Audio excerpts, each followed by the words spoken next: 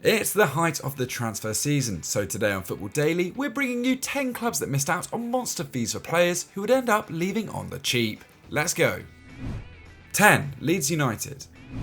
We start with Leeds United, whose return to the Premier League after 16 seasons away yielded an impressive 9th place finish in 2021, thanks in no small part to Calvin Phillips in central midfield. Leeds would turn down a bid of £25 million for the midfielder in 2019 from Aston Villa, but that wasn't the biggest fee they'd say no to. Fast forward 3 years and the Yorkshire Pirlo made his debut for the Three Lions and was even named as England's Men's Player of the Year for 2021. But in the midst of a relegation battle last season, the struggling Whites would bat away a bid of £55 million from West Ham, who were in desperate need for midfield reinforcements as the January window came to a close. The Ellen Road club rejecting the offer was no big surprise, considering just how central he is to the team both on and off the pitch. However, this summer eyebrows were raised when Leeds accepted a smaller bid closer to £45 million from Manchester City for their talisman. Multiple former pros like Lucy Ward and Tony Cascarano publicly slammed Leeds' inability to sell to the Premier League champions for more, and there are no doubt more fans who shared those concerns.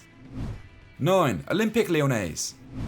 They might have cashed in on homegrown talents like Karim Benzema and Alexander Lacazette, but Lyon are also guilty of holding on to players for too long. Just look at Nabil Fekir. After transfer fees touching €60 million fell through, the playmaker would eventually move to Real Betis for around €20 million in 2019. And the next player set to be sold on the cheap is Houssam Aouar. Still only 24 years old, he's already made over 200 appearances for the club, having been a regular starter since 2017. The midfielder has found himself the subject of multiple transfer speculation, with Arsenal acting on their interest in 2020. However, the offer of €35 million plus an unnamed player was deemed too little by enigmatic chairman Jean-Michel Aulas, and Aouar stayed put. In the 2 years since, he's seen his transfer market value plummet from €55 million to just €25 million as he enters the final year of his contract. Now, the once capped French international appears in no rush to commit his future to the club he joined as an 11-year-old. Barring a move this summer, it's looking ever more likely that Aouar will be leaving Lyon on a free, and Aulas is probably regretting saying no to big money when he did. 8. Juventus. This may be slightly harsh on Juventus considering how it unfolded, but the Bianconeri had opportunities to sell Paulo Dybala before ultimately seeing the Argentine international leave on a free. Signed from Palermo for €40 million back in 2015, they could have doubled their money and then some just 12 months later, rejecting a world record bid of €125 million from Real Madrid. Reports suggested that Dybala would have remained in Turin even if the offer was accepted, but with the 28-year-old not quite developing into the Ballon d'Or winner many anticipated him becoming, he was again offered a way out of the club in 2019. This time, both Manchester United and Spurs made an approach for the attacker, with the latter agreeing a €70 million fee with Juve. But again, Dybala reiterated his desire to remain, pricing his potential suitors out of a deal for his services. Roll on 3 years though, and Dybala is a free agent, not seeing his loyalty to the club repaid after his employers withdrew the contract offer they had made, with some believing this was due to the expensive Dusan Vlahovic deal. Juventus might have tried to shift Dybala eventually, but now he's gone without so much of a penny coming their way. 7. Brighton and Hove Albion. In the era of player power, smaller clubs have to ensure they don't let their star assets leave on a free, especially as a replacement now tends to cost them a lot more than it did even 2 years ago. This is the situation that Brighton found themselves in with Yves Bissouma, who would have seen the 5-year contract he signed upon his arrival in the Premier League expire next summer. Signed from Lille for around £15 million in 2018, by 2020 the Mali international was already attracting interest from Champions League clubs, with Liverpool, Manchester United and, remarkably, Real Madrid all said to be keeping tabs on the midfielder. However, the Seagulls valued their enforcer at £40 million, and although that didn't seem like an unreasonable fee, no clubs made a move. That was until this summer, when the Sussex side saw their hand forced, as with no guarantee Bissouma would stick around at the Amex beyond 2023, they accepted a cut-price £25 million bid from Spurs. Again, this was less than the £30 million Brighton were trying to hold out for despite his inevitable departure, making this a real coup for Spurs as they look to build on their Champions League qualification. 6. Napoli.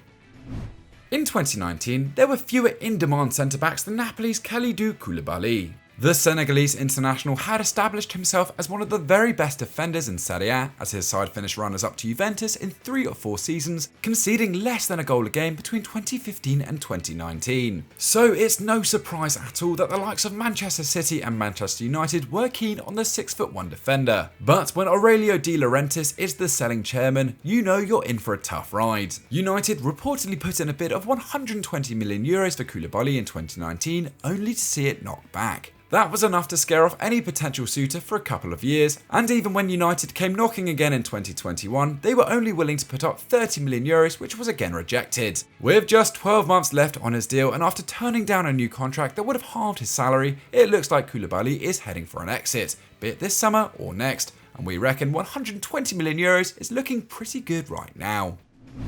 5. Sporting CP.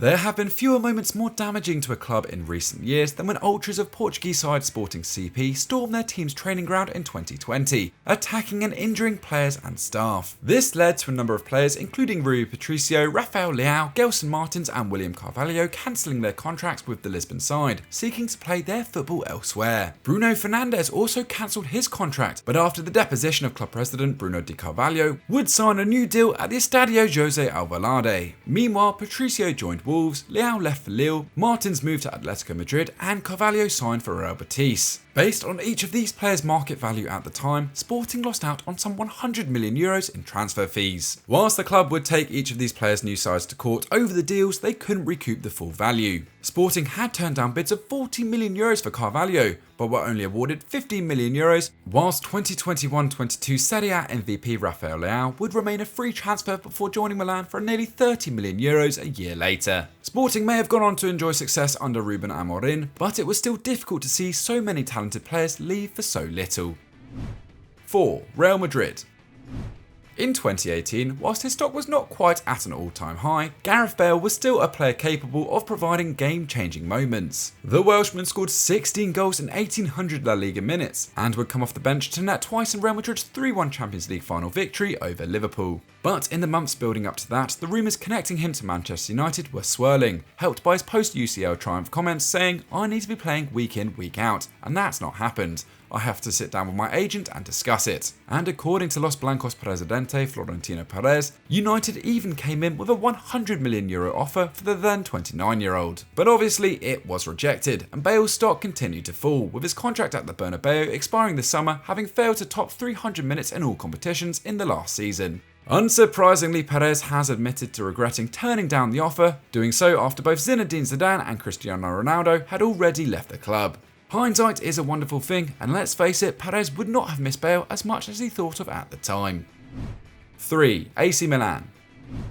In 2001, AC Milan paid €17 million for a 22-year-old Andrea Pirlo, a talented midfielder but largely unproven at the very top level. However, he developed into a superstar for the Rossoneri, making 400 appearances, winning 2 Serie A titles and 2 Champions League, but then come 2011, his career at the San Siro came to an abrupt end. Pirlo would later say this was due to an injury, which meant manager Max Allegri had moved on from the playmaker in front of the defence. Milan wanted to keep the World Cup winner, although the 32-year-old Pirlo ultimately decided the 1 year he was being offered wasn't enough, instead wanting a 3-year contract, so he left, joining rivals Juventus. New teammate Gianluigi Buffon would even call this move the signing of the century, as Pirlo went on to make over 150 appearances for the Bianconeri, helping establish their Serie A dominance in the early 2010s. If Milan had just offered Pirlo the 3-year deal he wanted, they could have sold him for a fee down the line. Instead, their decision to cut ties with him saw him become even more revered elsewhere. 2. Tottenham Hotspur. There's no doubt that Spurs missed out on a massive payday by not selling Harry Kane last summer. The 28-year-old wanted to leave the Lily Whites, believing he had a gentleman's agreement with chairman Daniel Levy that would allow him to leave North London. But this apparent agreement was not honoured, meaning a £127 million approach by Manchester City, a figure that would have seen him become the 3rd biggest transfer in history, was rebuffed. This led to Kane missing part of pre-season training and not appearing in Spurs' first 2 fixtures, although he eventually agreed to stay at the club, and since then, City have signed Erling Haaland. He now has 2 years left remaining on a deal that he signed back in 2018. So either he'll be leaving for a free in 2024, or if he signs another new contract, he'll likely see out his career in North London. Great news for Spurs fans of course, but perhaps not the same for the striker's trophy cabinet. 1. Manchester United.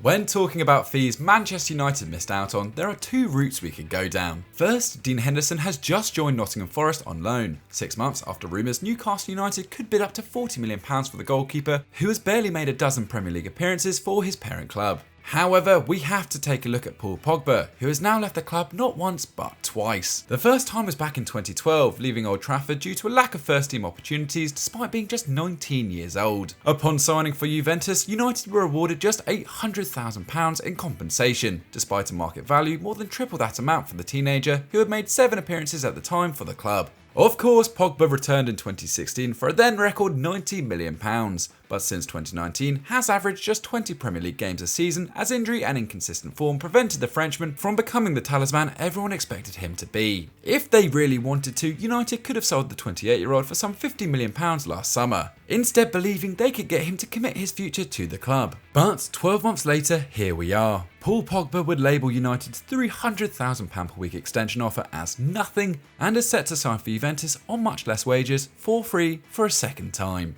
What a disaster. So that was 10 clubs who missed out on huge transfer fees over the years. What do you make of our choices? Who have we missed out? Let us know in the comments down below. If you haven't already, subscribe to Football Daily and hit the notification bell to never miss one of our videos, and we'll see you next time.